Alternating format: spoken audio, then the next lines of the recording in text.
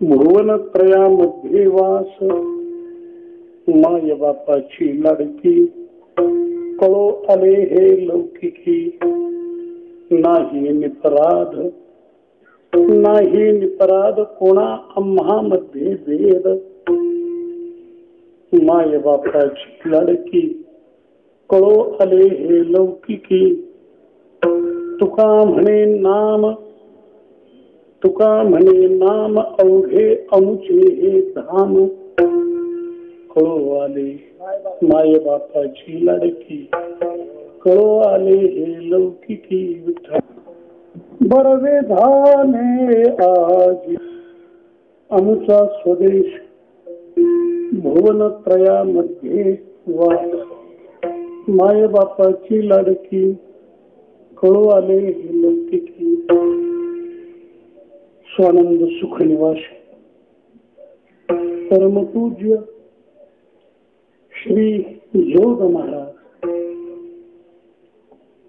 यांच्या पुण्यस्मरणानिमित्ताने होत असलेला प्रतिवर्षीचा वर्षानुवर्षाचा हा उत्सव आपला सोहळा विठ्ठला विठ्ठलातील ही सेवा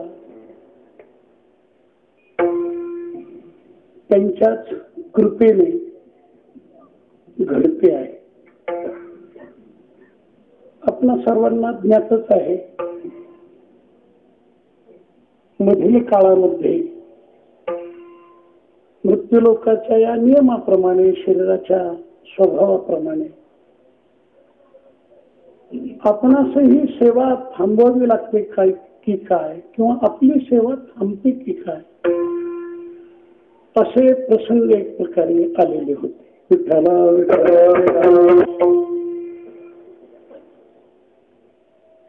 आणि त्या दृष्टीनं प्रसंग जर तसे आलेले होते तर मग ही सेवा घडण्याचा पुन्हा तर तोच योग एक प्रकारे आला. मला वाटतं याला एक महत्वाचं कारण आहे की कर्मविपाक हा जीवनातील एक वेगळा भाग आहे आणि कृपा विपाक हा दुसरा भाग आहे. भौतिक जीवनामध्ये शरीराला कर्म हे अगदी वेदांतामध्ये उपादान कारणच आहे. कर्म आणि शरीर त्यांचा अभेद्यासारखीचा संबंध आहे. पण कर्माने शरीराधिकाचा सुखदुःखाचा विचार जरी असला तरी कृपेचं छत्र कर्माच्या उन्हापासून रक्षण करतं. हे संयुक्त जीवन आहे. त्याला शरीरदृष्ट्या कृपेचा प्रश्न आहे, कर्माचा भाग आहे. तर दुसऱ्या दृष्टीनं जीवदृष्टीनं कृपेचा शक्तीचा भाग आणि त्या दृष्टीनं मला इथे विनम्रपणे नमूद करावंसं वाटतं की आपल्या या वारकरी संप्रदायातील आणि वारकरी शिक्षण संस्थेतील आजी माजी श्रेष्ठ मंडळी गुरुजन या सर्वांची या सामान्य जीवनाविषयी असलेली आस्थाच या सेवेला पुन्हा कारणीभूत झाली. काही मला वाटतं तो प्रसंग आणि ती वेळ म्हणजे एक दुहेरी संघर्ष एक प्रकारचा दुहेरी भाग अशा रीतीचा होता. एक भाग आणि एक प्रश्न असा होता की जीवन संपावं आणि दुसरा आशीर्वादाचा आस्थेचा हा जो भाग होता हे जीवन एक प्रकारचं राहावं. त्यामध्ये कर्मदृष्ट्या जीवन संपण्यावर कृपादृष्टीने मात केली आणि कृपेचा विजय झाला.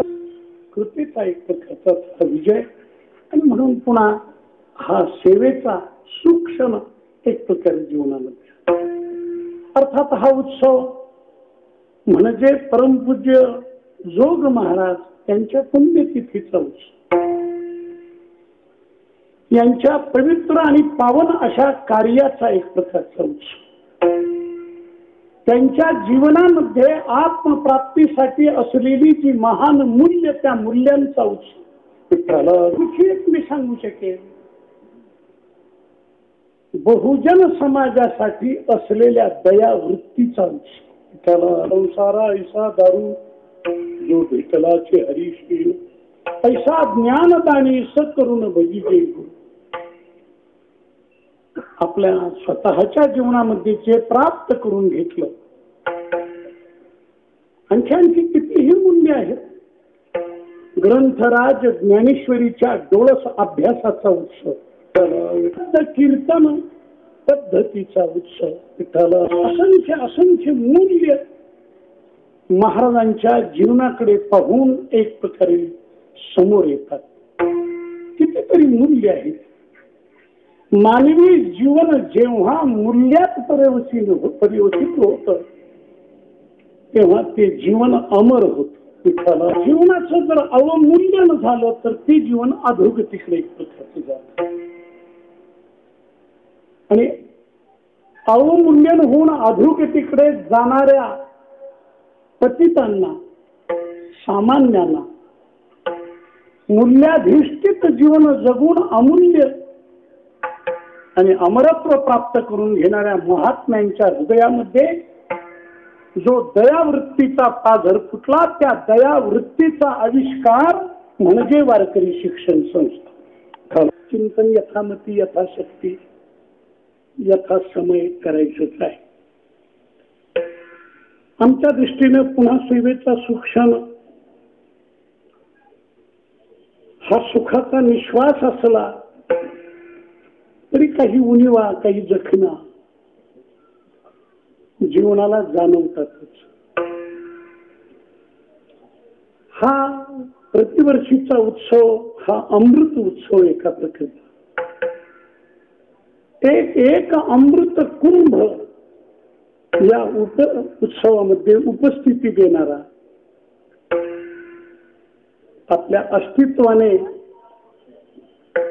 आनंदात भर टाकणारा, या उत्सवाच्या निमित्ताने या महात्म्यांची दर्शन हेच जीवनात प्राप्त होणार अमृत. विठ्ठला एक मी म्हटलो जखम आहे, एक जाणीव आहे.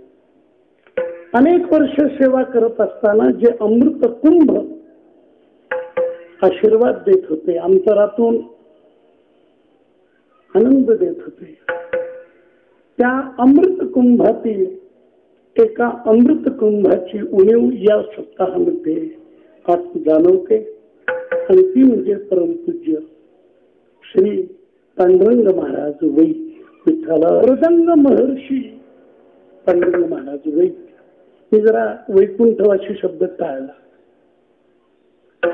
अशा महात्म्यांना वैकुंठवासी शब्द सुद्धा उच्चारायला तर जड होते. या मृत्यूलोकात समाजाच्या समोर आपल्या सेवेने सततच जे राहूनच आहे, राहिलेलेच आहे, त्यांना वैकुंठात पाठवायला जड जात. त्यांनी ज्या सेवेचं सुख भोगलंय,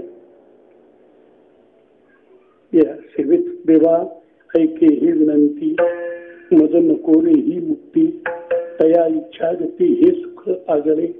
या वैष्णवांचे घरी प्रेम सुख इच्छा करी, रिद्धी सिद्धीद्वारे कर जोडून तिष्ठती. पुढे आहे का आपण, नको वैकुंठीचा वास. सर्वच वैष्णवजन आणि हे म्हणत आलेले. जगद्गुरु तुकोबाराने आपल्या सेवेच्या अनुभवाने म्हटलं, तेच या सर्व वैष्णवांनी एक देखील म्हटलं, अनुभवलं. आणि म्हणून ही मंडळी वैकुंठात जात नाही. वैकुंठित व्हायची नाही, कवळ काही काल्याचे वैकुंठाचा कितीतरी ठिकाणी विरोध दाखवलेला एक प्रकार. तरीही आपण घाई गर्दीने या वैष्णवांना वैकुंठात लोटतोच. विठ्ठल. आणि मला वाटतं फार अवमान आहे हा अशा महात्म्यांना सुद्धा वैकुंठ शब्द असे शब्द. कारण तो वैकुंठ शब्द अतिशय गुळगुळीत झाला, सामान्य झाला. तो कुणाला लागतो याचा पत्ताच नाही. कुणा करता वैकुंठवासी म्हणतात. मला तर वाटतं जे गेले पण कुठे गेले याचा पत्ता लागत नाही त्यांना आम्ही वैकुंठवासी अशा रीतीने म्हणतो. तरी ते वैकुंठात गेले याची खून काय विठ्ठला. मी मृत्यूलोक सोयीचा राहू दिला नाही.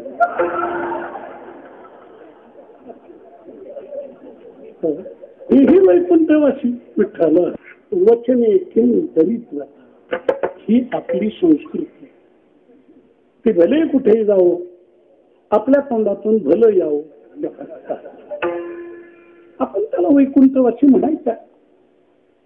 आणि तोच वैकुंठवासी शब्द ज्यांनी आपल्या रोम रोमाच्या द्वारा भजनाचा आनंद भोगला जगाला दिला. या जगात भजनाची अनिवार्य विद्या ज्ञान म्हणजे ते मृदंगाचं असेल ते भजनाचंही एक प्रकारचं आहे. विठ्ठला ज्यांनी अमर अशा रीतीने एक प्रकारचे इथे ठेवलं. माझा वेळ थोडा किती बोललं तर कमी त्यांच्याबद्दलचा आहे. पण जोग महाराजांच्या सप्ताहातील त्यांची अनुपस्थिती हा एक अन्य जखमाप्रमाणेच ही एक मोठी जखम. दुपारीची भजनी मंडळी आपली विद्यार्थी वर्ग नाचला खेळला. त्यात मला वाटतं वैद्य बाबा असते तर आणखी वेगळा रंग वेगळा सुगंध त्याला एक प्रकारे आला असता. अशा रीतीचे पांडुरंग महाराज उभे. खरं ते आळंदीला येण्यापूर्वी भजनाची कला रोगी झालेली होती. रोगग्रस्त मृदंग कला असेल मृदंगाचा भाग असेल भजन असेल. पण पांडुरंग महाराज वैद्य आल्यापासून ती कला निरोगी होत गेली. त्याला इतके निरोगी होत होत होत होत आता तर तिचा एवढा विकास झाला. नाहीतर या मृत्यूलोकात निरोगी कोणती वस्तू व्यक्ती होणं फार कठीण आहे. या मृत्यू लोकामध्ये निरोग सुद्धा शब्द रोगीच आहे. जे लोकीचा चंद्र क्षयरोगी. चंद्रच काय क्षयरोगी. निरोगी शब्द सुद्धा रोगी कारण त्याच्यात रोग आहे. असं आरोग्य प्राप्त होणं फार कठीण आहे. पण पांडुरंग महाराज वैद्य यांनी वारकरी संप्रदायाच्या भजन संस्थेला आरोग्य प्राप्त करून त्याला एक एक मंडळी दिग्गज मला वाटतं त्यांचं स्मरण करावं आपण सर्वजणांनी. पुंडलिक वर्देच्या घोषामध्ये त्यांचं आपण सर्वजण स्मरण करून आपल्या विषयाकडे येऊ. पुंडलिक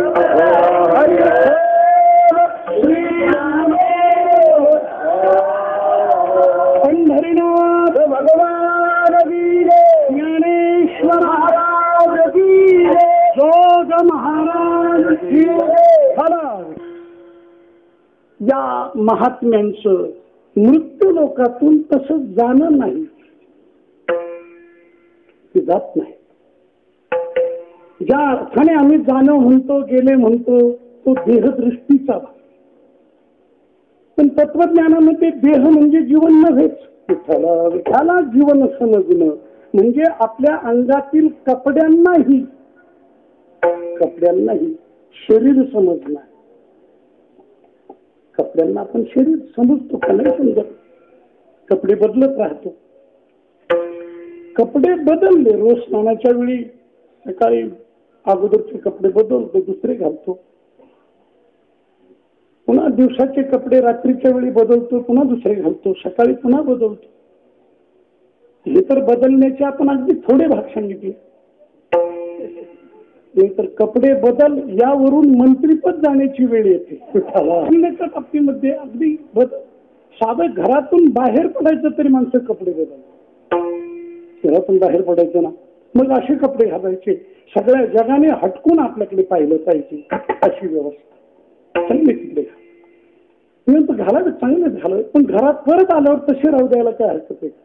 ते पुन्हा पटकन बदलायचे आणि पुन्हा असे कपडे घालायचे की घरातल्या मंडळीने सुद्धा बिहून बाहेर पडून गेलं असे कपडे बदलले जातात.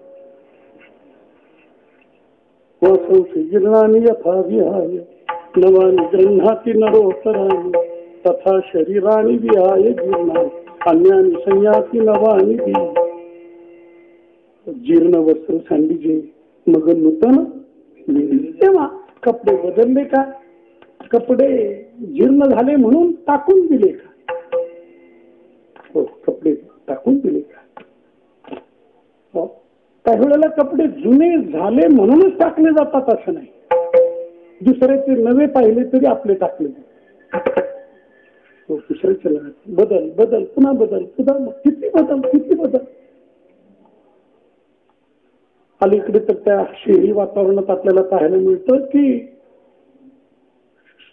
मुलींना मुलाच्या कपड्यासारखे कपडे घालावेशिवाय मुलांना देखील त्याचा मोबदला घ्यावा असं वाटतं.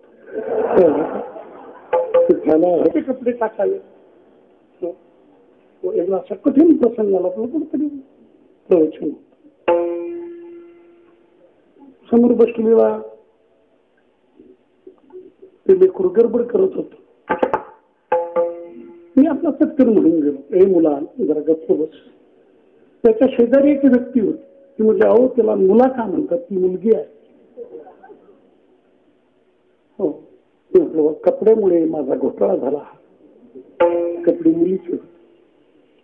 पण शेजारच्या व्यक्तीने म्हटलं आपण वडील का तिचे? नाही म्हटलं मी तिची आई आहे. कपडे म्हणजे शरीर नव्हे. कपडे म्हणजे शरीर. कपडे म्हणजे शरीर. तसं मृत्यू लोकातून एखादं शरीर दृष्टीआड झालं म्हणजे जीवन दृष्टीआड झालं असं नाही. ते जीवन या जगात अमरच आहे.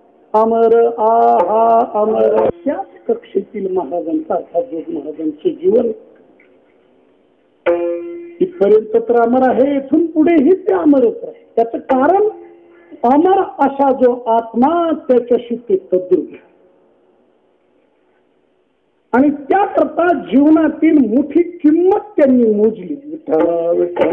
जेवढी महान वस्तू घ्यायची तेवढं मोलही मोजावं लागतं. जसा माल त्याप्रमाणे मोल.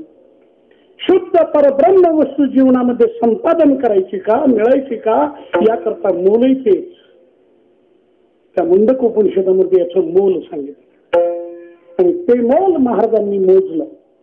सत्तेन लभ्यस तपसा हेश आत्मा सम्यक ज्ञानेन ब्रह्मचर्येन नित्यम अंतःशरीरे ज्योतिर्मयो हि शुभ्रो यम पश्यन्ति यतय क्षीण दोषा.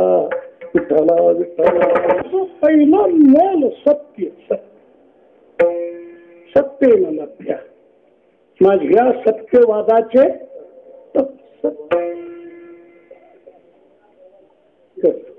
सत्य हे पहिलं मूल आहे. जोग महाराजांच्या जीवनामध्ये असत्य बोलण्याची आवश्यकताच नाही.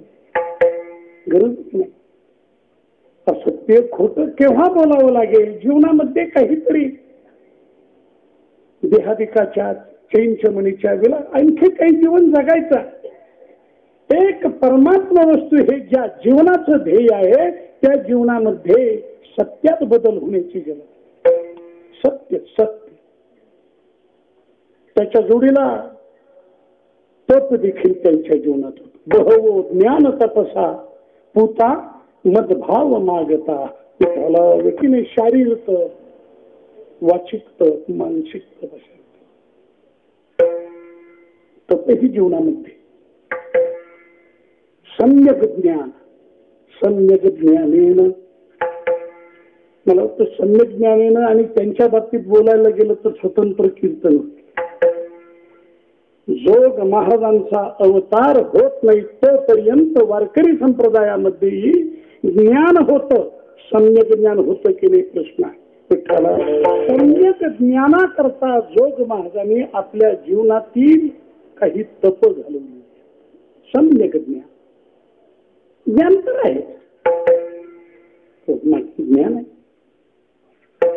आपल्याकडे त्या 12 दर्शनकारामध्ये अगोदरची नास्तिक दर्शन ज्यांना म्हटलं जातं वैदिक दर्शन त्यांना देखील त्यांचं ज्ञानच आहे. अज्ञान कोण म्हणू शकतो? 4 वाक्यांचा देहात्मवाद हे ज्ञानच आहे, सम्यक ज्ञान नाही म्हणताय. त्यांचा देहात्मवाद आहे, बौद्धांचा विज्ञानवाद अशर्तीनं ज्ञानच आहे. ते अनेकांचं अनेक स्वरूपाचं ज्ञान. आस्तिक दर्शनकारांच्या बाबतीमध्ये ज्ञान आहे, ते ज्ञानच आहे, सम्यक ज्ञान म्हणता आलेलं नाही. सम्यक ज्ञानाकरता थेट थेट थेट वेदांत शास्त्रापर्यंत यावं लागतं. विठ्ठल अगोदर होऊन गेलेल्या सर्व शास्त्रातील जगत काय, जीव काय, साधन परब्रह्म स्थिती एक प्रकारची काय, त्यापुढे साधन अवस्था काय, साधन मार्ग ज्याला आपण, या मार्गातील देखील सम्यक ज्ञानाचा प्रश्नच. विठ्ठल साध्य जसं असेल त्याप्रमाणे त्याचं साधन. जोग महाराजांच्या जीवनामध्ये जीवनातील अंतिम साध्य काय आणि त्याचंही तत्वतः साधन काय, या सम्यक ज्ञानात करता नियतीला जोग महाराजांच्या अवताराची वाट पाहावी लागते. तोंडेशी तोंडा न पडे माऊलीला म्हणावं लागलं शास्त्राच्या बाबतीत. साधं शरीर क्षेत्रज्ञाविषयी एक मत नाही होऊ शकलं, भेदज्ञानच तेथे. याचं मत त्याच्या मताशी मिळत नाही, त्याचं मत त्याच्या मताशी मिळत नाही. बऱ्याच वेळेला आपण म्हणत असतो मतभेद बाजूला टाळा, मतभेद बाजूला कसं टाळा? भेद हेच ज्यांचं मत आहे.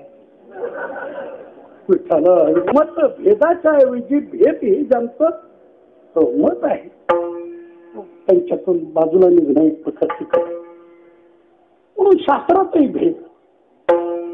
मला अभंगाकडे यायचं आहे, कारण अभंगातील मध्ये शब्द आहे कोणा आम्हा मध्ये भेद, आणि पहिल्या कर्जामध्ये तसं ते आहे आमचा स्वदेश भुवनत्रयामध्ये वास. त्रैलोक्यात आम्ही वास करतो, पण हे उद्गार निघण्यापूर्वीची अवस्था, आणि मला वाटतं की आजची ही अवस्था त्याला कठीण आहे. त्याचं तर तेच आहे की भेद हा ज्यांना आवश्यकच वाटतं, महत्वाचाच एक प्रकारचा वाटतं. भेदाने जगणं, भेदाने राहणं, भेद मानणं, उच्च नीच मानणं, श्रेष्ठ कनिष्ठ मानणं, योग्य अयोग्य अशा रीतीचं मानणं, सतत सतत भेद, अनेक भेद अशा रीती. वैश्विक स्थितीकडे जर पाहू लागलो आपण, वैश्विक स्थितीकडे महासत्ताक राष्ट्र ज्याला म्हटलं जातं, त्या महासत्ताकाच्या राष्ट्रीय नेत्यांनी तरी काहीतरी नैतिक भाषा उच्चार आहे, योग्य भाषा उच्चार आहे. अब्जावधीचा चुराडा करून सत्तेवर आलेली माणसं आणि पुन्हा खोटं बोलतच जात. ते बराक ओबामा त्यांच्या बोमा आता ऐकायला येतात, आता ऐकायला येतात की भारत देशच आमचा खरा मित्र आहे. आज ते एक प्रकारचे म्हणायला.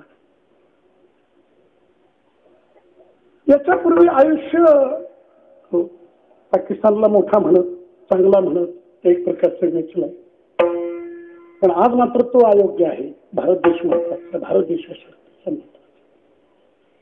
हे फक्त त्यांच्याही अंगावर आलं म्हणून, अंगलट आलं, अंगावर नाही अंगलट आलं. एक मुलगा पोलिसाकडे तक्रार घेऊन गेला,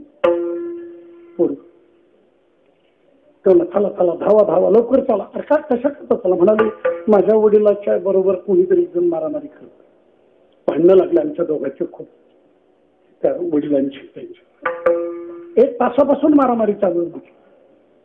मग पोलीस म्हटलं तू तासापूर्वी का नाही आला, आता का आला उशिरा? तो म्हटलं आतापर्यंत माझे वडील त्याला मारत.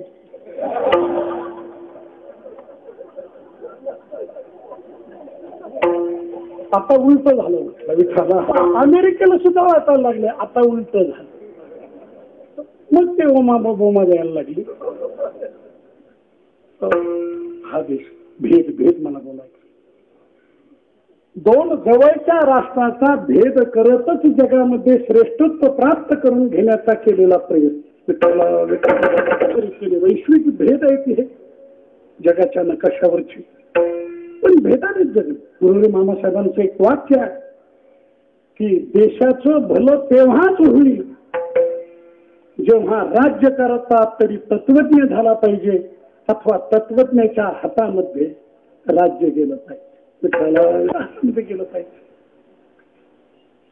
म्हणून परवा आपल्या संप्रदायाच्या भारतीय शिक्षण संस्थेच्या सगळ्या दृष्टीने एक उज्ज्वल आणि चांगली घटना झाली. ज्या इंद्रायणीच्या काठावर आपण ही सेवा करत होतो त्या इंद्रायणीवरच आलेला फार मोठा आघात, फार मोठा. आपल्या हरिभक्तीपरायण श्री बंडार तात्या यांनी मोठं बंड केलं. बंद खरं म्हटलं जातं तिथे त्या कंपनीला आग लावली, आग लागली. ती आग बंडा तात्याने नाही लावली, खरं तर ती अगोदरच आग लागलेली होती. इंद्रायणीच्या उष्ण ज्वाळांनीच ती पेटलेली होती.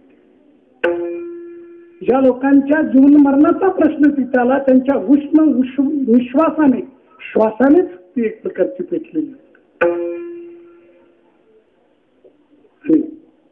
कोपा नलेनच रामप्रभूंनीच मारुतीला असा प्रश्न विचारला की मारुते, अरे देवादिकांना ताब्यात ठेवणारा दशानन त्याची लंका तू जाळली कशी? त्याची लंका ती साधी नव्हती, त्याची लंका तुला कशी जाळते? तो म्हणला मी कोण जाळणारा? रामप्रभू मी जाळली ती, मी जाळली. मी जाण्याच्या अगोदरच दुश्वासे नैव सीताया तत्कोपा अनलेनच. एक तर सीता मातेच्या उष्ण म्हणजे तापलेल्या दुःखाने तप्त झालेल्या श्वासाने आणि रामप्रभू तुझ्या क्रोधाच्या अग्नीने ती लंका अगोदर जळालेली होती.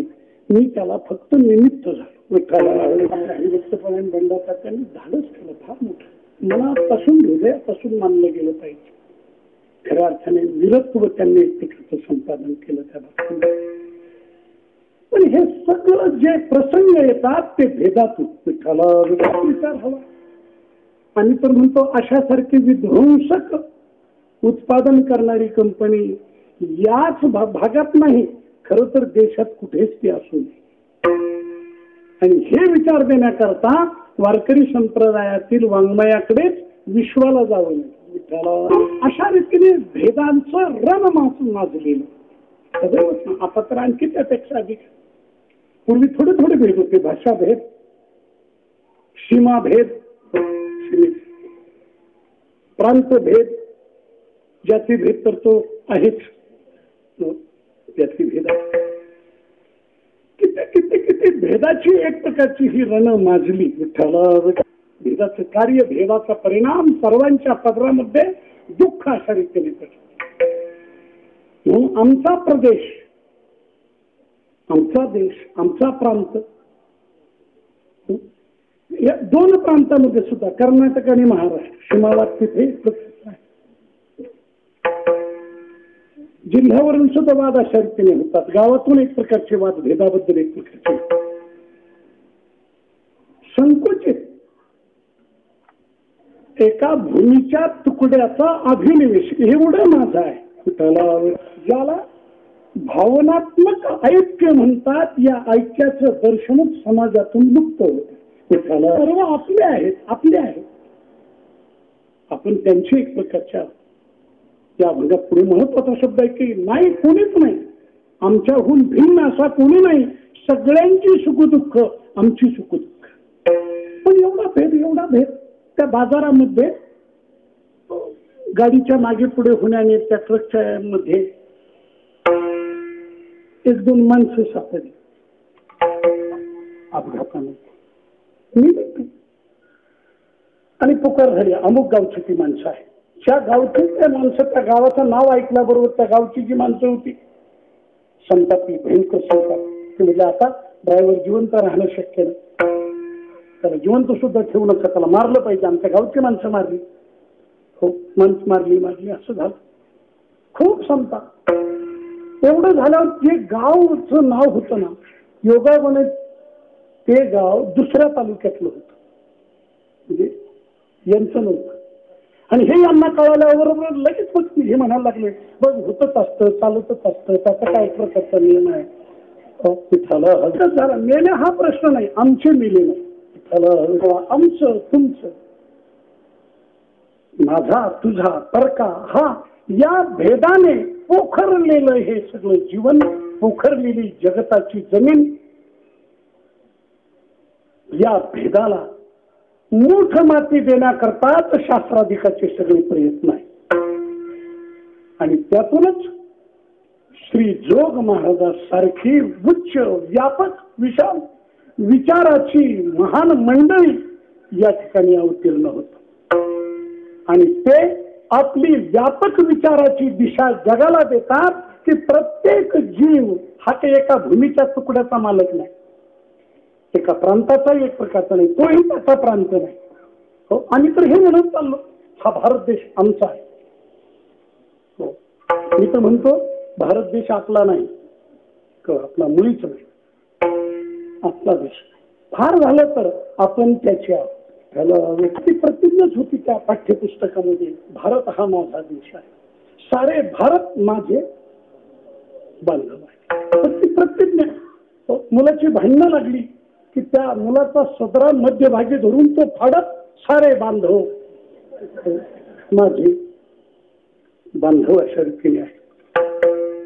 हे शब्द शब्दामध्येच एक प्रकारचे राहत. आणि म्हणून हा भेद समाज मनातून कायमचा दूर व्हावा याकरता आपली अनुभूती मेघ गर्जनाने जगाला सांगणारे जगद्गुरु श्री तुकोबाराय अभंगाच्या पहिल्या कडव्यात. अभंगाच्या या पहिल्या कडव्यात जगत श्री जोग महाराज जगद्गुरु तुकोबारायांची वाणी ही ज्यांनी अनुभवली. मौलींनी म्हटलंय, श्रुती स्मृतीचे अर्थ आपणची होणी मूर्त अनुष्ठाने जगात देत वडील. गाथा ज्ञानेश्वरीमध्ये श्रुती स्मृतीचे अर्थ आहेतच,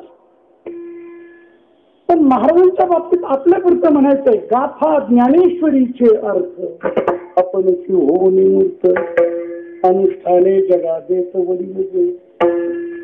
आमचा स्वदेश तिथला महाराष्ट्र नव्हे भारतही नव्हे,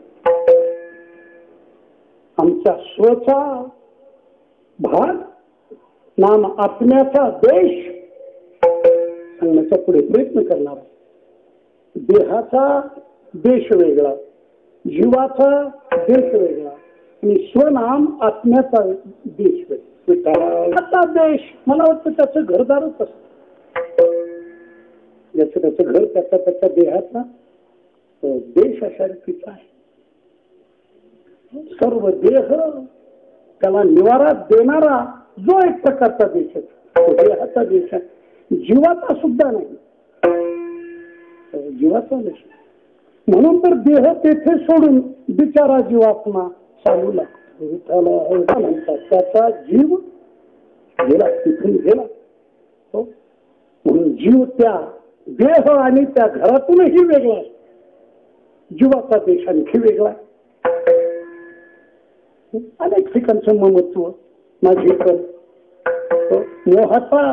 मोहाने त्यांनी ज्याला ज्याला माझं म्हटलं तो एक प्रकारचा जीवाचा देश. जोग महाराजांसारखे साधू, श्रेष्ठ साधू हे देहाच्या देशातही थांबत नाही. भक्ता इथे जाणार जे देही विरास, देहाचा देश नाही थांबत, जीवत्व दशेतही राहत नाही. परमार्थ क्षेत्र जीवनाला महान उंची देत आहे, जीवनाला विशाल विशाल अशा रीतीनं. विशाल जीवन संकुचित करणं याला संसार म्हणतात आणि संकुचित जीवन विशाल बनवणं यालाच परमार्थ अशा रीतीनं. अनुरणीया ठोकडा तुका आमुचा स्वदेश. त्याला अनुभूती असेल. शास्त्र हे सिद्धांतापर्यंत नाही. शास्त्रामध्ये सिद्धांत आहे. त्यात मग असे म्हटल्याप्रमाणे काही शास्त्राचे सिद्धांत आणखी संकोचित असे होत गेले ते आहेत पूर्वीचे. त्या सिद्धांताचा विकास करत करत करत करत वेदांत शास्त्र जीवाला ब्रह्मरूपतेपर्यंत नेऊन ठेवण्यामध्ये यशस्वी झाले. विठ्ठला हो ब्रह्मैव न अपरा. 3.5 हाताच्या देहात वावरत असलेला जीव हा तेवढाच नाही तर न अपरा हा दुसरा तो दुसरा नाही, ब्रह्मस्वरूपच आहे. विशाल विशाल कितीतरी विशाल. सूर्याची या तरी तुका लोकी किती क्रीडा करी. हीच अनुभूती परमपूज्य जोग महाराजांनी संपादित अशा रीतीने केली. असं म्हणताना थोडस संकुचित झालो. याचं खरं कारण असं आहे, महाराजांचं जीवन हे उच्च कोटीच्या साधूच्या परंपरेतील जीवन आहे. तर तिथे साधक जीवनाचा सुद्धा संबंध फारसा नाही. पूर्वी मानवी जीवनातली पूर्णतेची प्रक्रिया ही सर्वसामान्यपणे वेगळी. की अगोदर त्याचं सांसारिक जीवन हा पहिला टप्पा आहे. सांसारिक जीवनामध्ये मग संकट सुखदुःख त्याने जीवन होरपळून निघणं, तळमळून निघणं आणि त्याने पोळल्यानंतर साधक जीवनाचा मार्ग धरणं किंवा ज्या परमात्मा प्राप्तीचा मार्ग धरायचा त्याला मग साधक असं म्हणतात. म्हणून पहिल्याने संसारी मग संकटग्रस्त. हो, संसारानंतर संकटच येतं, खूप संकट येतं. सांगतो थोडं भजन करा. विठ्ठला संकट राहू नये किंवा सुख सोयी व्हाव्यात याकरता संसारिक जीवन स्वीकारण्याचा प्रत्येक मनुष्य प्रयत्न करतो. पण तशी अवस्था नाहीये. हो, संसारानंतर संकट परंपरा चालू. मग कुठेतरी मला फार दिवसापूर्वी एकाने विचारलं, महाराज लग्नाच्या प्रसंगी वधूवरांना हळद का लावतात हो? मी म्हटलं हे ज्ञानेश्वरीच्या कोणत्याही अध्यायात नाही हो. हळदी लावायची ती पण अलीकडे कमी झाली. लग्नातल्या सगळ्याच गोष्टी अलीकडे खूपच कमी झाल्या. हळदी लावणं कमी झालं. लग्नाचा तो समय वेळ 3 दिवस 4 दिवस 5 दिवस 8 दिवस चालायचं. आता नाही. आता पहिल्या तासात तामटूम, दुसऱ्या तासात धामधूम, तिसऱ्या तासाला सामसूम सगळं. हो, पण पूर्वीची सोहळ्या असायची की हळदी लावली जायची. त्यांनी विचारला मला प्रश्न की हळद. मला म्हटलं कुठे नाही, पण ज्या ठिकाणी प्रश्न विचारला त्याला काहीतरी प्रश्न हा उत्तराला जन्म देतो. थोडासा विचार केला, माझ्या लक्षात आलं की म्हटलं बाबा ग्रंथात नसलं, पुस्तकात नसलं तर मस्तकातलं उत्तर याला. मी म्हटलं करता खरं सांग, कुठेही मनुष्य वरून कुठेतरी असा पडला, मार लागला, त्या मार लागण्यावरच पहिलं औषध कोणतं?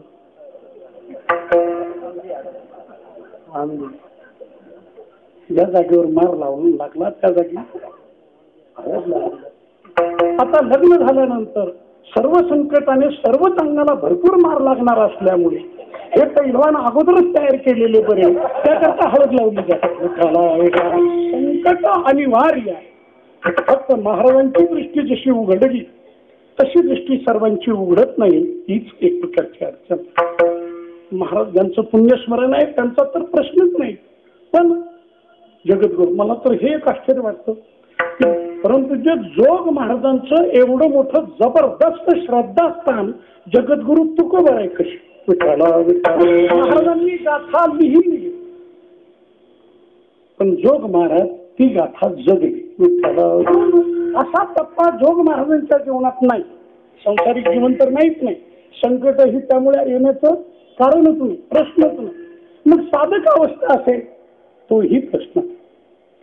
माणसं संसारातून उबगल्यानंतर साधक होतात, म्हणजे जन्माला आल्यानंतर केव्हा तरी साधक अवस्था. परमपूज्य जोग महाराज साधक होऊनच जन्माला आले. विठ्ठला तो साधक शब्द त्यांच्या दृष्टीनं थोडासा उन्हा आहे, कमी आहे. खरं तर ते सिद्ध प्रज्ञेचे निलावे, सिद्ध जीवन आणि या कार्यासाठी अवतीर्ण झालेलं सिद्ध जीवन. रामासाहेब दांडेकर यांच्या भाषेत महाराजांचं जीवन, जोग महाराजांचं जीवन म्हणजे सो अहम सिद्धाचं जीवन. सोहम सिद्ध हे एक जीवन. कित्येक गोष्टी त्यांच्या जीवनातल्या एरवी आपण ते पाहतो की परमार्थ मार्गामध्ये साधना पाहिजे, साधनेमध्ये गुरूंची भेट पाहिजे, गुरुपासून मंत्र पाहिजे, मंत्रापासून मग साधकाची प्रगती. हा परमार्थ क्षेत्रातला पूर्व इतिहास जोग महाराजांच्या चरित्राला नाही. सरळच ते सरळच. तद्विधी प्रणिपातेन परिप्रश्नेन सेवया, हाही प्रश्न जोग महाराजांच्या जीवनामध्ये येण्याचं कारण नाही. बाजूलाच एक प्रकारचं झालं. उपजत खेवो बुडाली लग्न घटी. ज्ञानेश्वर महाराजाविषयी प्रेम काय जडावं. एक सांगतो तुम्हाला, परंतु जोग महाराजांचे ज्येष्ठ बंधू श्री पांडोबा महाराज म्हणून की ही नैष्टिक ब्रह्मचारी पैलवान, वारकरी अशा रीतीने नसले तरी ब्रह्मचारी आणि पैलवान, आणि त्यांची माऊलीच्या जीवनावर समाधी स्थानावर एवढी निष्ठा की त्यांच्या माध्यमातून जो पैलवान कुस्ती करायला जाणार त्याला ते माऊलीच्या समाधीचं दर्शन घेण्याकरता घेऊन, आणि त्यांच्या बरोबर योगाने धाकटे जोग महाराज म्हणून येऊ लागले. आणि जोग महाराजांना समाधी दर्शन झाल्याबरोबरच पूर्व ऋणानुबंध भाव स्थिरानी जनन जननांतर भाव स्थिरानी, जन्मांतराचा बंद एक प्रकारचा लागतो. जोग महाराजांनी होऊनच सांगितलं की माझ्या जीवनामध्ये मला इथे नवीन सेवा करायचं कारण राहिलं नाही. मागील जन्मात माऊलीची सेवा घडली आणि तीही कोणती असं म्हणतात. त्यांचा शब्द आहेत की पालखी खांद्यावर वाहण्याची भोई म्हणून माझ्याकडनं सेवा झाली. अतिविशुद्ध चित्ताला मागील जन्म स्मरत असतात. पिठाला विशुद्ध चित्त असेल तर जन्मांतराचंही आठवतं. त्यापेक्षा कमी शुद्ध चित्त असेल, कमी शुद्धी असेल तर बालपणचं वगैरे आठवतं. त्याहीपेक्षा अगदीच कमी असेल तर महिना 4 महिन्याचं आठवतं. काल काय झालं हेही सुद्धा न आठवणं यासाठी आपला अवतार. किंवा या जन्मात काहीच करण्याचं काम राहिलं नाही, पारमार्थिक जीवनच जन्माला आलं. त्यामुळे त्यांची ही अतिउच्च अनुभूती महाराजांच्या शब्दात आमचा स्वदेश भुवनत्रयामध्ये त्रिभुवनी, हे महान धन आकस्मिकच आमच्या हाताला. श्रीमंत कुळात जन्मलेला मुलगा त्याच्या हातात श्रीमंती आपोआपच येते, अभिजात श्रीमंत येते. आणि म्हणून आम्ही वैभवाचे धनी हाताला धाव धाव, तिथे देखील हेच कडवा. हो, आमचा माय बाप देव. म्हणून भुवनत्रयात आमचा स्वदेश भुवनत्रयामध्ये वास. मोठा सगळे वेदांताचे प्रश्न येणार आहेत. 3.5 हाताच्या देहात वावरणाऱ्या जीवात्म्याचा वास त्रैलोक्यात होतो का? होणार नसेल तर तुकोबाराय बोलतीलच कशी. त्याला नाही राहिला तर करूया. पण भुवनत्रयामध्ये वास त्रैलोक्य ऐसे व्यापक ज्ञान भले जयाच्या हृदया दिवशीत आले, तयाची समता दृष्टी बोले विशेष काही. विठ्ठला बुद्ध सदात्माना तन्निष्ठा परायण गच्छन्त्य पुनरावृत्ती. पुढे का ज्ञान निर्धूत कल्मषा बुद्धी निश्चय आत्मज्ञान ब्रह्मरूप भावी आपणापण ब्रह्मनिष्ठा राखे पूर्ण तत्परायण अहर. आमचा स्वदेश भुवन. एक दुसऱ्या कडव्याला स्पर्श करताना आपल्याला एक महत्वाची मौज इथे आणून द्यावीशी वाटते की एरवी असा व्यापक बोध हा ज्ञानातून होतो. हा वेदांताचा सिद्धांत. आणि त्या ज्ञानप्राप्ती करता काय करावं लागतं साधनेचे अनेक प्रकार सांगितले. महाराजांच्या जीवनामध्ये ती साधना तर दिसत नाही. आणि ऐकात्म्य भावना किती मोठी एकात्म्य भावना आहे. त्रैलोक्य शब्दाचा सुद्धा केवळ त्रैलोक्याचं क्षेत्र बघत बसायचं नाहीये, क्षेत्र बघत बसायचं.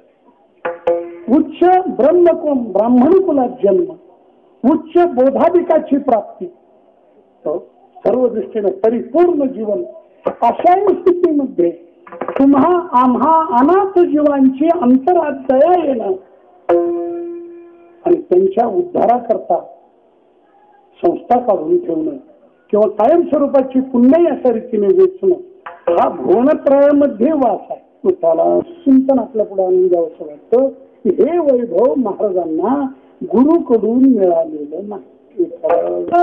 असं मानायचं असेल तर लौकिकामध्ये जे प्राकृत अथवा परंपरेने गुरु परंपरा असते त्या गुरु परंपरेचं हे वैभव नाही. गुरु परंपरेशिवाय अथवा गुरुशिवाय तर प्राप्त होत नाही. मग मानायचं झालं तर कोणते गुरु? ज्ञानियांचा राजा. माऊलीच्या समाधीवर मस्तक ठेवताना भाव स्थिरान जननांतर सौहृदाय पूर्व जन्मीच्या स्मृती जाग्या झाल्या. आणि ज्या माऊलीची सेवा पूर्वजन्मामध्ये घडली, ज्या माऊलीच्या समाधीवर मागील जन्मामध्ये आम्ही मस्तक ठेवत होतो तीच समाधी पुन्हा लागली. त्याला बाहेर येऊन एक तुळशीची माळ घेऊन समाधीवरच एक प्रकारची ठेवण्यात आली आणि समाधीवरूनच ती माळ आपल्या गळ्यामध्ये एक प्रकारची घातली. माय बापाची लाडाची अभंगाच्या दुसऱ्या कर्जात या भुवनत्रयामध्ये वास येतात तर त्रैलोक्याचं वैभव, त्रैलोक्याचं संपन्नता, समृद्धी ही जी प्राप्त झाली गुरुकडून प्राप्त होते म्हणण्यापेक्षा कळते. सद्गुरु हे वैभव कळण्याच असतात. तुझे आहे तुझं पाशी तरी तू जागा असलेलीच वस्तू विस्मरण झालं आणि विस्मृत झालेली वस्तू दुसऱ्या कोणी दाखवून दिली ती वस्तू तुमची आहे असं विस्मरण होतं. अगदी शाळेचे हेडमास्टर ग्रस्त होते, शाळेत निघाले आणि का कोण जाणे त्यांना टोपीची आठवण झाली. बाहेर गेल्यानंतर पुन्हा घरात आले, सारखी टोपी पाहू लागली, सारखी टोपी, कुठेच ती टोपी सापडे ना त्यांच्या डोक्यात असल्यामुळे. ते गोंधळून गेले, गडबडून गेले. तेवढ्यात ते त्यांचीच मुलं काय पाहता बाबा, काय पाहता म्हणलं, किती वेळचं शोधतोय, माझी टोपी हरवली. आता त्या पोरांना यांची टोपी दिसायला काही दुर्बीण लावायची गरज आहे, डोक्यातच होती. ते लेकरूच म्हटलं बाबा हो तुमच्या डोक्यातच ना, पण विस्मरणाची पकड इतकी पक्की. ते म्हटलं बरं झालं तुम्ही दाखवून दिली, नाहीतर बोडख्यानेच जावं लागलं असतं. एवढं काम करतात गुरु, एवढं. म्हणून आपल्याकडे गुरुपेक्षा संत शब्दाचा कस वेगळा. कळवून देतात, दाखवून देतात ते श्री गुरु आहे, पण हातातच आणून देतात ते संत आहे. तुम्ही संत मायबाप मायबापाची लाडकी. म्हणून एक गोष्ट, या आत्मज्ञान संपन्न जीवनासाठी श्री गुरु शरणागती हा एक जसा मार्ग आहे आणि तो ज्ञान मार्ग आहे, तसाच त्याच तोला मोलाचा किंवा त्यापेक्षा अधिक सरस भक्तीचा मार्ग, सेवेचा मार्ग आहे, शरणागतीचा मार्ग आहे. विठ्ठला विठ्ठला. तो अनधिकारी जीवापासून अधिकारी जीवापर्यंत सर्वांना घेऊन चालला. आणि म्हणून आपल्या साधू संतांनी पुरुषार्थ सिद्धी 4 घेऊन आपुल्या हाती पुढे ऐका रिगाला भक्ती पंथी जगा दे. भक्तीच्या मार्गाने, शरणागतीच्या मार्गाने, अनन्यतेच्या मार्गाने येथे अधिकारही बाजूला राहू शकतो, मग आवश्यकता नाही. आंधळे पांगळे मुखे अनळगर जीवा पैश बाळ पडले.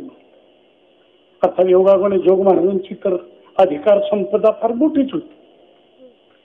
तरी देखील आणि हे ज्ञान मार्गाने मिळवलेलं धन नाही किंवा ही सत्ता आम्हाला तशा रीतीने मिळालेली नाही, तर भक्ती मार्गाने अनन्य भावनेने आम्ही गेलो आणि आमचा मायबाप जो पांडुरंग परमात्मा, मायबाप असलेले ज्ञानेश्वर महाराज यांनी आम्हाला हे वैभव दिलं आणि ही आम्हाला सत्ता दिली. तुका म्हणे सत्ता अवघी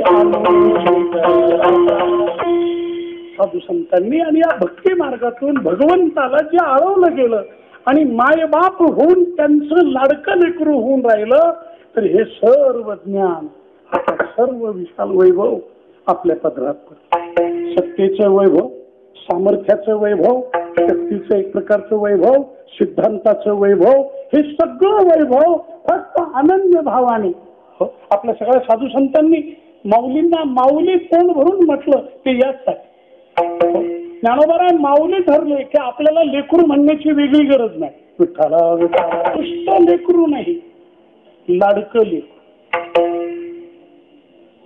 लाडकी लेकमी माझी कृपा बहुतांची, माई बापाची लाडकी कळो आले हे लौकिकी. आमच्या या वैचारिक वैभवाकडे पाहून जग सुद्धा म्हणताय की भगवंताचे हे लाडके आहेत. विठ्ठला अतिशय वैभवाने राहू लागला. वैभवाने लौकिकातला मुलगा, त्याला वैभव अलीकडचं वैभव म्हणजे मुख्य म्हणजे त्याला गाडी घेऊन देणं, घरातून परत निघाल्यानंतर प्रवासाला गेल्यानंतर परत न येण्याची व्यवस्था, मोठ्यात मोठी गाडी, चांगल्यात चांगली प्रकारची गाडी, आणखी काही त्याला त्या वैभव लागते. तो मोबाईल असेल की दूरदर्शनादी असेल, काय सगळं वैभव. मग बापाचा लाडका दिसतो, आईचा लाडका आचार्य दिसतो. तसं परमार्थ क्षेत्रामध्ये जोग महाराजांसारखी लाडकी लेकरं पाहिल्यानंतर माऊलीचे आई बापाचे हे लाडकी लेकरं आहेत की आपलं वैराग्याचं वैभव, विचाराचं वैभव, शमदमादिकी खेळे हे वैभव, भक्तीचं वैभव, हे सगळंच सगळं अगदी अनायासे त्यांना प्राप्त करून दिले. मिळवावं लागतं, ही प्रक्रिया एक आहे. वैभव मिळवावं लागतं. ज्ञानाच्या क्षेत्रात, योगाच्या क्षेत्रात मिळवण्याकरता आपल्याला प्रयत्न केले करावे लागतात. आणि भक्तीच्या क्षेत्रामध्ये मायबापाची कल्पना मान्य केली तर मायबापच हे लेकरू सजवीत असतात. बाळ तुका म्हणे तुम्ही उदार कृपा, शृंगारिले बाळ कौतुके, मायबापाची लाडकी. याच्यात एक मोठा भाग भुवनत्रयामध्ये वास ही व्यापकता आहे, नव्हे नव्हे अभिन्नताच आहे. सिद्धांतामध्ये देव त्रैलोक्यात व्यापून आहे. यो लोक त्रयमा विषय विभरते व्यय, देव त्रैलोक्य व्यापक, हेही तेवढीच व्यापक आहे देवाशी अभिन्न झाले म्हणून. पण अभिन्न भावात राहून खरा आनंद म्हणा आनंद उपभोगता येणार नाही किंवा अभिन्न भावाचा उपभोग घेता येणार नाही. मग अभिन्नतेमध्ये पुन्हा द्वैताची कल्पना कर, अभिन्नतेमध्ये द्वैताची कल्पना करणं. देव हा मायबाप आहे तर आम्ही त्याची लेकरा, विठ्ठला द्वैत कल्पना. त्या पती पत्नीच्या बाबतीमध्ये सुद्धा खरं त्यांचं जेव्हा लग्न झालं तेव्हा अभिन्नता आली. लग्न शब्दाचा अर्थच अभिन्न आहे, एकरूपता आहे. हो, पण त्याच्यातही पुन्हा द्वैत कल्पनेशिवाय त्या लग्नाचा आनंद नाही भोगता येणार. विठ्ठला सेव्य आहे, एक सेवक आहे. पूर्वीच्या काळामध्ये पती सेव्य आहे, पत्नी सेवक आहे. तिची सेवकाची पतीची या मता अनुसरवणे अनायासे आत्महिता भीतीची. आता काळ बदलला, आता सेवक भावच बदलला. विठ्ठला कथा कीर्तनाला पूर्वीच्या काळामध्ये त्या पत्नीला विचारावं लागायचं जाऊ का कीर्तनाला, पत्नीला. आता काळ बदलला, आता यांना तिला विचारावं लागतं जाऊ का कीर्तनाला. काळच बदलला, तो काळाच्या रीतीने बदलतोय. तेव्हा लग्न आणि तदनंतरच्या भेदभावाच्या कल्पनेने एकमेकाची केलेली सेवा. आमचा स्वदेश भुवनत्रयामध्ये वास, भगवंताशी अभिन्न होऊन सुद्धा पुन्हा भगवंताने आम्हाला हे वैभव दिलं. तो भगवंत आमचा मायबाप आहे. थोडासा चिंतनात विचार असा येतो की अज्ञान हे अभेदात भेद करत असत. अज्ञानामधून अभेदामध्येच भेद पाहिला जातो. असतो अभेद तरी पण भेद. मग अशी ती सगळं बोलूनच गेलो की सगळ्या देशामध्ये भेदाचा जो प्रकार वाढला त्याला अज्ञानच अशा रीतीचं मूळ आहे. सर्वत्रच भेद. हा कोणी आपला आहे असं कुणीही मानायला तयार नाही. हा प्रकार शक्ती नाही. वेदांतामध्ये अनुकूल प्रतिकूल ज्ञान असं त्याच्याकरता मानावं लागतं. विठ्ठला भेदज्ञानाला कारणीभूत अनुकूल प्रतिकूल अशा रीतीचं ज्ञान. त्यातून पुन्हा राग द्वेष, त्यातून पुन्हा सुख दुःख. म्हणून अज्ञानातून अज्ञानाने अभेदाचा ठिकाणी भेद पाहिला जातो. ज्ञानाने भेदामध्ये अज्ञानाची गवस होती, अभेदाची गवस होती. ज्ञानाच्या योगाने जरी भेद दिसत असला ऐसे देखोनिक रीती भेद सुशिहन पोटी तर जन्माची या कोटी न लहासी. ज्ञान हे भेदातून अभेद दर्शन घडवतं. अज्ञान हे अभेदामध्ये भेदाचं दर्शन घडवतं. आणि भक्तिप्रेम जो गाभा संत वाङ्मयाचा आहे या भक्तिप्रेमामध्ये अभेदातून म्हणजे ज्ञानोत्तर अभेद स्थितीमध्ये भेदाची कल्पना केली जाते. भेदातूनही पुन्हा भेद राखीला निंबार्काचार्यांचं तत्वज्ञान भेदाभेदाचं तत्वज्ञान. वल्लभाचार्य शुद्ध अद्वैतात आहेत. रामानुज विशिष्ट अद्वैतामध्ये एक प्रकारचे आहेत. मध्वाचार्य द्वैतवादी म्हणून प्रसिद्ध आहे. विठ्ठला भेद आणि अभेद. अभेदाची तर अनिवार्य आवश्यकता आहे. सर्व काही अभेदा करताच करायचं. आणि अभेद म्हणजे नष्ट झालेला, नाहीसा झालेला, नसलेला नाही, असलेला. आपल्या जीवनामध्ये नसलेला अभेद प्राप्त करून घ्यायचा नाही, कळून घ्यायचा नाही, असलेला. अभेदात भेद शिरला होता, असलेला होता. तो भेद नष्ट करून पुन्हा अभेद ज्ञान मिळवायचा आवश्यक आहे.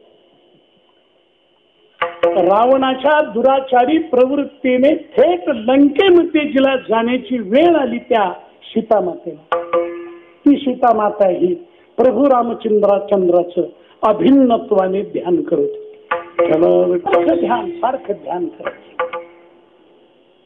प्रभू मला मिळाली पाहिजे. अर्थात जेव्हा ध्यान करत होते तेव्हाही रामचंद्र प्रभूचा अभेद नव्हता असं कसं म्हणते. पैसा हृदयामध्ये मी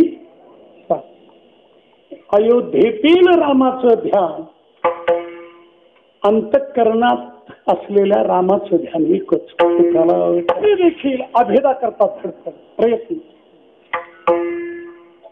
प्रभूचा अभेद व्हावा, अभेद ज्ञान व्हावं, आत्मत्वाने प्राप्ती व्हावी. तिथे असा छोटासा प्रसंग आहे की शर्मा नावाची दासी अंतराळातून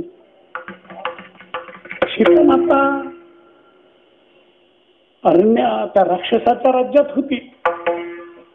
पण राक्षसामध्ये देखील काही सात्विक होतेच.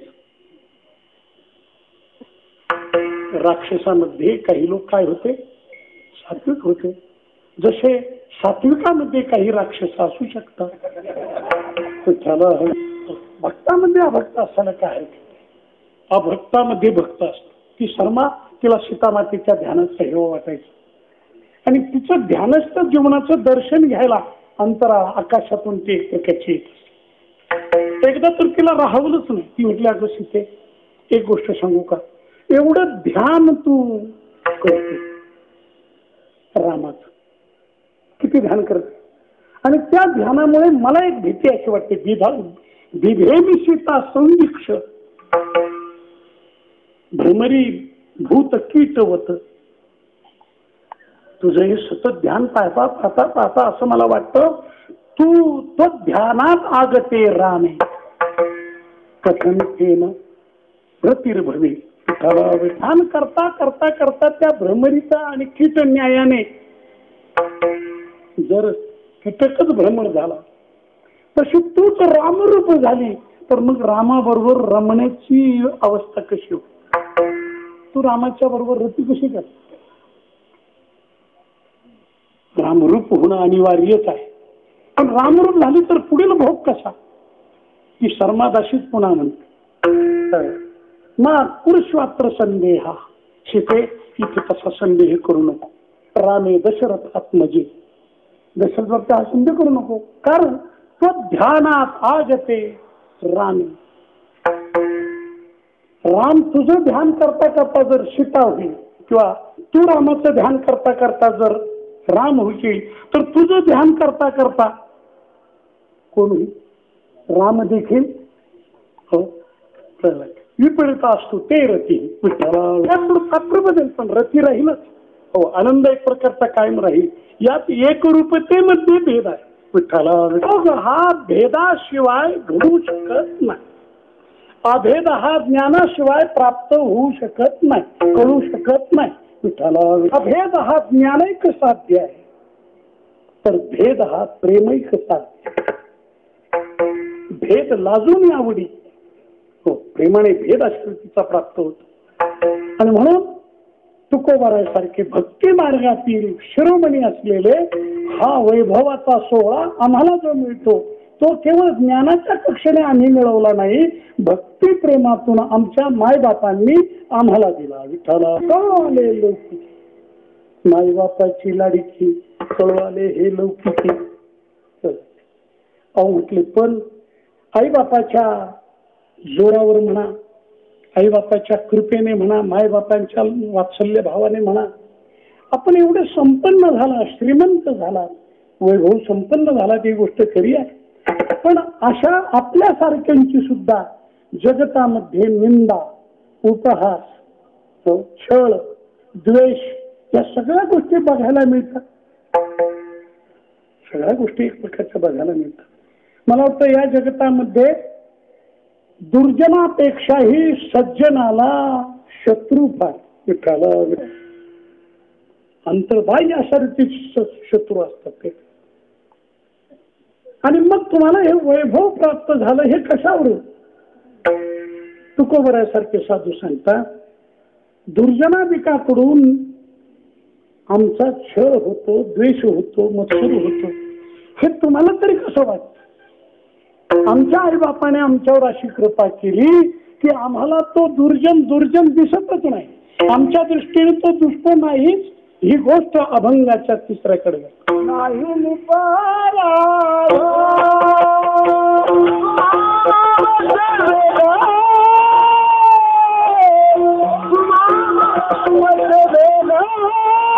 तिसऱ्या कडव्या या जगामध्ये काय उंच स्थितीला नेऊन ठेवतो हा परमात्मा. ज्ञान संपत्तीचे दळभार दिले सुखे राज्य करा म्हणे ओ त्रिभुवनी. माझं सगळं ऐश्वर तुम्हाला आणि हे विचार वैभव अशा रीतीने दिलं जातं की दुष्ट देखील दुष्ट नाही, दुष्ट देखील तिथे दुष्ट ठरत नाही. कारण जीवनामध्ये दुष्टांचे देखील फार मोठे उपकार. पहिली गोष्ट दुर्जन दुष्ट मनुष्य शत्रू आपणास अंतर्मुख करत असतो. मित्र बाधक आहे त्या मानाने शत्रू साधक आहे. मित्र आणि शत्रू, शत्रू हे जीवन घडवत असतात, मित्र हे जीवन बी घडवत असतात. शत्रूचा थोडा जोडू देत नाही. एरवी आपण म्हणतो ही काटेरी झाड, काटेरी बाबळीचं झाड, बोरीचं झाड, काटेरी म्हणून कोणी त्याच्याकडे पाहत नाही. पण फळाचं झाडांचं रक्षण करण्याकरता कुंपण त्याच करावं लागतं. बागाचं रक्षण करण्याकरता संत्र्याच्या बागेच्या रक्षणाला कुंपण मोसंबीच्या झाडाचं चालू शकेल का? त्याला काटेच पाहिजे. आमच्या मराठवाड्यामध्ये ज्वारीची शेत आहे रब्बी पिकाची, आणि त्या ज्वारीच्या मध्येच अशा काट्या शेतातच उगवतात. त्याला पालकाठी म्हणतात. कोणती काठी? पालकाठी. ज्वारी काढली गेली की उन्हाळ्यापर्यंत त्या इतक्या मोठ्या होतात न पेरता मोठ्या होता. हा काट्यांचा स्वभावच आहे.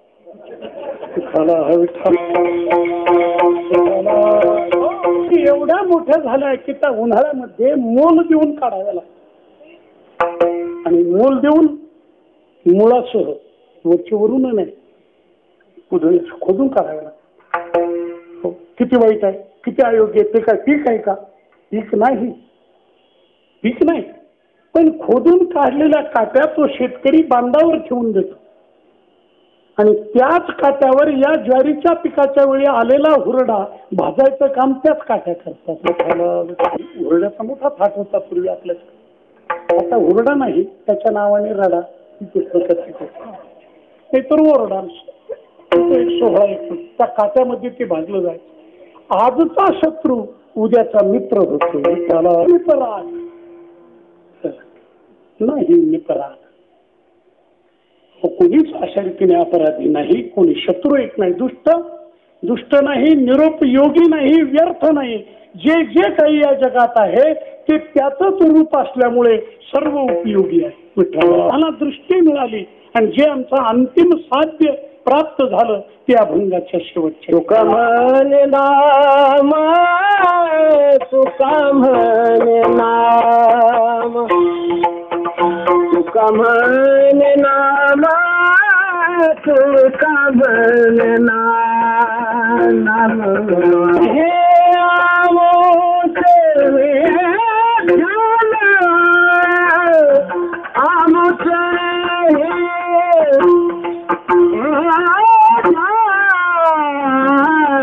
माय बापाच लाडक, माय बापाच लाडकी.